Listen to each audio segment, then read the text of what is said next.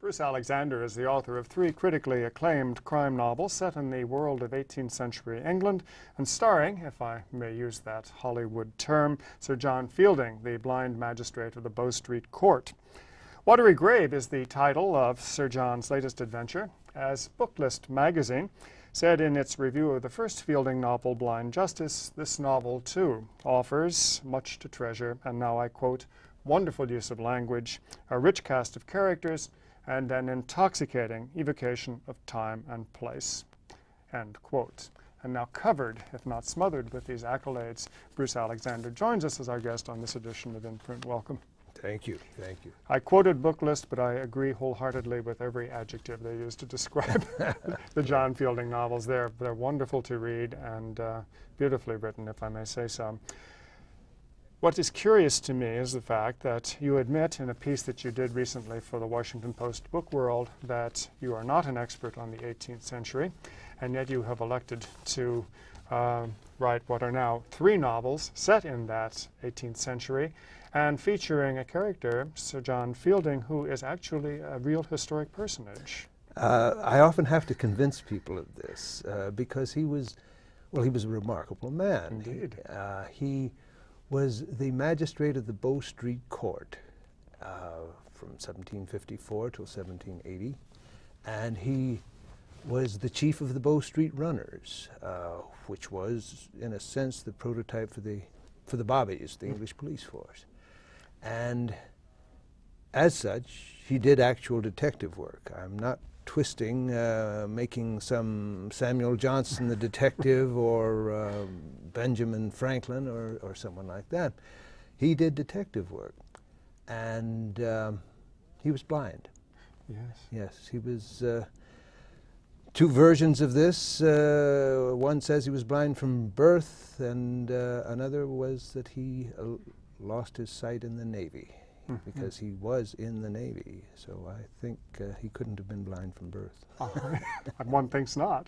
Indeed, as we will discover when we talk about Watery Grave, the Navy figures large in this particular novel. But before we get to the particulars of Watery Grave, I want to talk a little bit more about at least one other of the characters in this book. So John does not tell his own stories. No. He has an amanuensis, if you will. Yeah. And this is a young man named Jeremy Proctor. Why did you choose to invent a character who would record Sir John's adventures rather than having Sir John recall them himself? Well, that's interesting because I think the best crime novels, the best crime writing is done from the view of someone who is close to the action, yet in some sense yet not the detective himself, Dr. Watson. Archie Goodwin. Archie Goodwin, indeed. I remember going through an interview with a screenwriter who'd done a lot of Westerns, and he says, well, there always has to be somebody along like Gabby Hayes or somebody like that who will Smiley Burnett, perhaps. Right, who will ride along behind the hero, and he'll say, well, the reason we're going off to see these people is, and the hero will say, yep.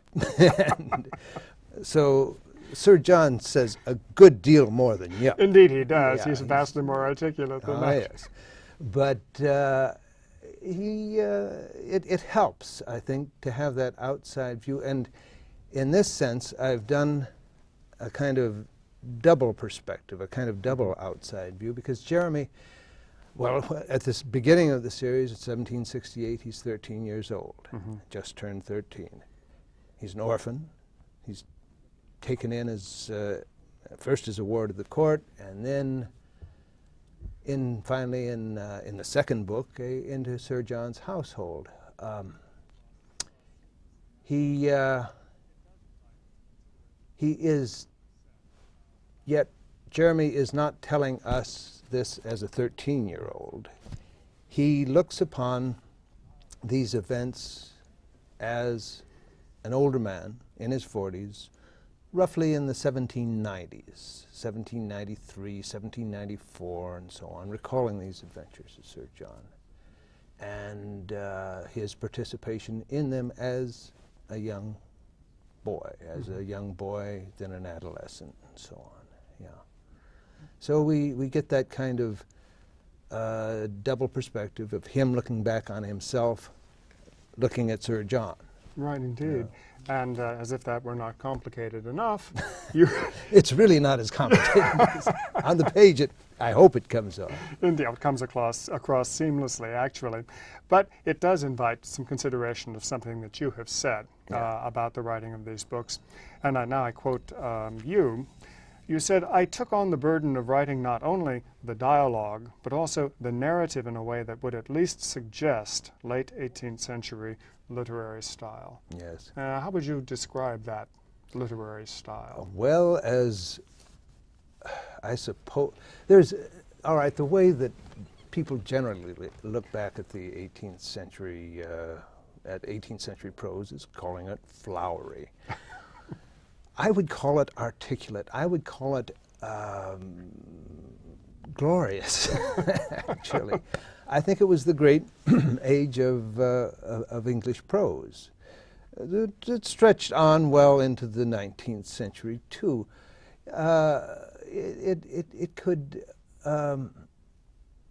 describe more. It had a larger, useful vocabulary than we have today. In literature, it was articulate, it was forceful, and it could be very, very descriptive too. Yes. Indeed. Well, you said that when you, and now actually I'm putting words in your mouth, you didn't actually cast about looking for models, but in point of fact, you did find a model of sorts. Whose style you have patterned your own after, but it was not a writer who flourished in the 18th century, but rather in the 19th century. Do you care to comment on that? Robert Louis Stevenson. Yes. Everybody's read it. It's the favorite book from your youth of everyone. Treasure Island. Absolutely. Of course, Treasure Island, Kidnapped, The Master of Ballantrae, and The Weir of Hermiston. All of these were written by Stevenson in the 1880s and 90s, looking back 100 years or more. Usually it was about 150 years. And he caught the essence of 18th century prose without being becoming, oh, what shall we say, embroiled in syntax and so on that would have kept readers away. I didn't want to keep readers away. If I wrote true 18th century prose, I'm afraid it would have kept modern readers away. Well, you said that in fact what you have written could be described as being a pastiche. Yes. I defined pastiche, I think, accurately as parody with a serious purpose. Mm-hmm. And yes, my books do have serious purposes, I think. I blush to say so, but beyond I don't know why you should blush. I just think that'd be a matter of personal pride, actually. Okay. Justice certainly is a consideration that visits all of your books. And let's take this as an opportunity before we break to talk a little bit about Watery Grave, because it does bring up one of those serious purposes that you just alluded to. Mm-hmm. In Watery Grave, as the title might imply, Sir John runs afoul of the British Navy. Yes. And this immediately, of course, raises some questions about the system of justice that prevailed there. Because even in those days, or particularly in those days, the Navy had its own idea of justice that may not have been consonant with the kind of justice that Sir John practiced in the Bow Street magistrate court. Yes. Is that fair to say? Yes. I think one of the characters there expresses the opinion, the idea that the captain is the king of the ship. Mm-hmm. His word, his rule is absolute, and so when that power is used to bad end, it has unjust results, of course. Right. And the Navy, of course, has it in its own interest to back the tradition, that tradition of power, of absolute power of the captain. And Sir John, as the representative and spokesman of for civil law, sees the folly of it, the terrible folly of it, the mortal, deadly folly of it. Well, but there's an interesting dramatic dialectic that is operative here, because you mentioned yourself that Sir John was in the Navy Yes. as a young man, Yes. and had great love Yes. for the Navy. Yeah. So this must cause him some Pain. pain. Yes, yes it does. And he all those years, having left the Navy as, let us say, I think about the age of 17, from an accident that blinded him, he carried those years with him as the career that he might have had, and his joy in it and so on. But he leaves this, just his experience terribly disillusioned. Indeed. Yeah. How does it happen that he becomes involved in a case involving the Navy and its brand of justice? As an advisor to an old chum with whom he was a midshipman, and who is now an admiral in the Navy, and it is a very complicated case that the admiral must sit upon. Very complicated and very, very politically sensitive to the Navy. And I think Sir John describes himself later as an amicus curiae, Indeed. a friend of the court. Indeed. Well, on that friendly note, let us pause briefly for a public service announcement, and when we come back, we'll talk some more about Sir John and Watery Grave. And we invite everyone to stay tuned, and we will indeed be right back with Bruce Alexander and Sir John Fielding.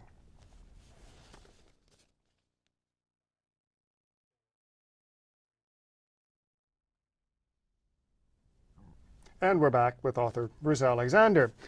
It occurred to me, since we're talking about crime novels, that we might visit a little suspense on our audience at this point. We left them talking about the plot of Watery Grave, but it occurred to me that we had also spent some time talking about the style of the 18th century language and the 18th century literature. And I would be delighted if you would share a few passages from the book to give people some idea of what we were talking about, although what we're going to do is fudge a little bit. All right. And we're going to ask you to talk about a particular kind of slang called flash, which is much in evidence in this book. Well, flash is interesting because there seems to be a notion about the 20th century invented slang. Every age has its slang, and every language has its slang, and so on. And it's there to as a kind of an in speech, a kind of a way that people can kind of set themselves away from the mainstream, and so on. That's why it's always changing. You always have to keep up with slang, you know. Flash was a very developed slang with a huge vocabulary. And it was spoken in London. I think it would have been largely incomprehensible to people in the provinces, but it was well understood in Covent Garden, where Sir John held forth, Bow Street, and all throughout London, really. But it was especially common to the criminal class, and with which he dealt, and with which Jeremy, of course, came daily in contact, because the criminal class included robbers, prostitutes, burglars, murderers, you know, and everything, you know. And they're, you know, they were there to to simply make their way and make their living, and to get cut through the poverty of the times by that. And they had a whole vocabulary for what they did. Oh, you're going to share some of that with us now, I think, I trust. I hope. I'm not quite sure. Let's see where we might begin here.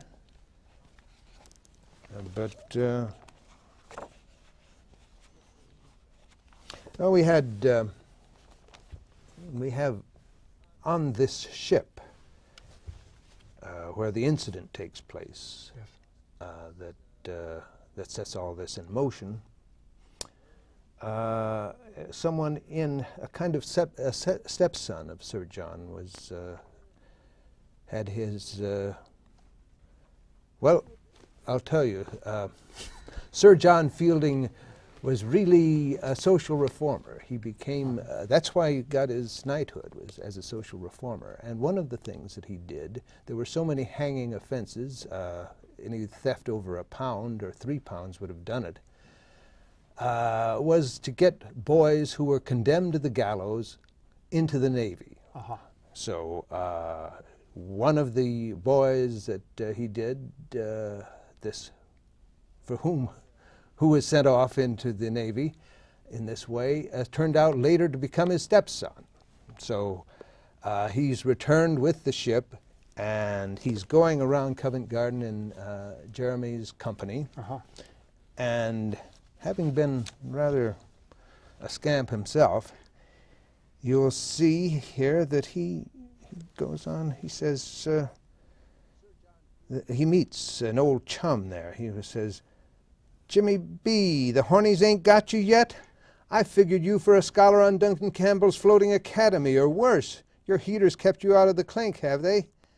Now, translated, he meets Jimmy Bunkins, right. Jimmy B, and he says, "The hornies ain't got you yet?" Hornies were the cops. And he said, "I figured you for a scholar on Duncan Campbell's floating academy." Well, that was a floating ship, just a hulk in the Thames River that where they kept as a prison for. You see, yeah. And I think they've got something in New York Harbor like that today, as a matter of fact. Or worse, your heaters kept you out of the clink, have they? Well, the clink should be evident. Right. And your heaters indeed were his feet. And so he was an extremely fast and difficult little guy to catch.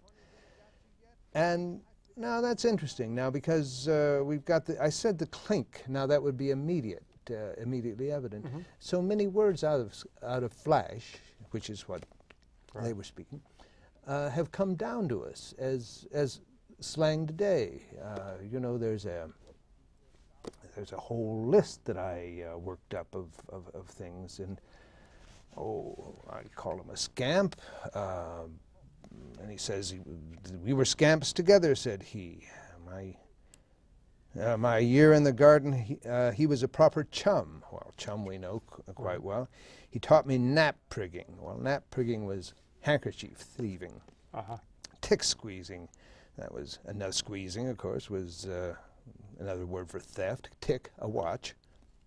And all the other dark arts practiced in the precinct. We had nap prigging, we had kidnapping. Yeah, they actually stole kids, and that's you know, that was it. And they shipped them off to the colonies. They sold them off into slavery, effectively. Yeah, another custom of the time that comes into this story is actually pressing into service, or impressment, which I haven't read about since my high school days when I was reading about. That became an issue actually at the time of the Revolutionary War, if memory serves me correctly. But it was interesting because the Navy was given the power to stop any ship during wartime and forcibly enlist from its crew, from an ordinary transport ship, an ordinary ship, any members of the crew that it needed. And this was extended then to the land. The local magistrate only had to give permission, and they could just take anybody off the street, and did. This became the custom. They were so long at war in the 1740s against the Spanish and the French. This became the custom ever afterward. So when they were short a few crewmen, and these vessels had huge crews because they would go out for years, and there would be fighting and so forth and so on. There would be losses, and so they had to have the replacements for them right on the ship. So they had to have huge crews, and they recruited them. Indeed. Well, Jeremy himself is almost pressed into service. He is indeed. Happily is press gangs. Saved at the last moment. Otherwise, he might have vanished from the narrative for 2 to 3 years, as a matter of fact, because these Where boys, did he go? People did disappear just that way. Yeah. And indeed, their whereabouts remained unknown until they were able to send a letter home and advise of their whereabouts. Yeah. Well, times have changed, but some of the language, of course, has not changed. We were talking about holdovers, things that have survived from flash, but another thing that has survived and is part of our daily language today is reading somebody the Riot Act. And in point of fact, I discovered the origin of that phrase here, and it brings us back to Sir John, actually. Would you like to talk a little bit about that? Well, sure. Now, the Riot Act, when was it put on the books? Probably very early in the 18th century, 1713, something like that. There was literally an act written by Parliament on dealing with civil disobedience, and there was literally then a riot act. It warned the crowd to disperse. If you do not disperse, troops will move upon you with bayonet and rifle, and they will fire upon you. I mean, it specifically laid out. It ordered them to disperse, but it specifically laid out what would happen if they did not. And for the troops then to fire upon a crowd, a riotous crowd, this act had to be literally read to them, or in Sir John's case, recited. He couldn't read because he was blind. And it's interesting because it shows the reluctance to use military force against civilians, because they had, the reading of the Riot Act was the warning of the consequences. They had then to wait an hour for the crowd to disperse. And it was respected. By the way, the riot that I had, I kind of copied that. Did you? From a riot that Sir John Fielding and Henry Fielding oversaw. Well, they dealt with back in about 1754. That was the year that Henry Fielding went off to die in Portugal. Failed to mention Sir John Fielding was indeed Henry Fielding's half-brother, the novelist Tom Jones. Absolutely. And it was just about as described. Yeah, very interesting. We have about 2 minutes left, and I'd like to talk just a tiny bit about the research that goes into these books. It must be prodigious. I don't look at it that way. I look at it as fun. I had great fun doing the research for that. With each book, I have to do the research individually. I have, there are items that come up. I don't really research to introduce things into the text, but there are questions that come up that I have to settle and so on. And I remember my book buying trip to London, where I went to Mags and just marched away about an armful, a large armful. And yeah, I find it fun, and I find it necessary, and I find it,